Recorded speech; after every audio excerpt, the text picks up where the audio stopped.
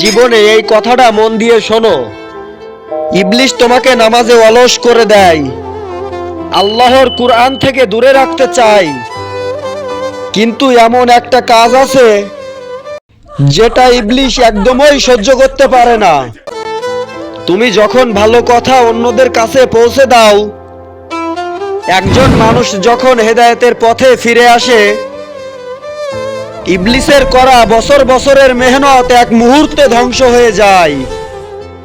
তাই সে বারবার তোমার কানে ফিসফিস করে বলে, ইসলামিক ভিডিও সাবস্ক্রাইব না করলেও কি হয়, শেয়ার করলেই বা কি লাভ। কিন্তু তুমি কি জানো, তুমি যদি একটাও হক কথা অন্যদের কাছে পৌঁছে দাও, সেটা তোমার সদকায়ে জারিয়া হয়ে যায় আজীবনের জন্য। কিয়ামতের দিন যখন তোমার আমল কম পড়বে, আজকের এই ক্লিকটাই হতে পারে তোমার নাজাতের কারণ।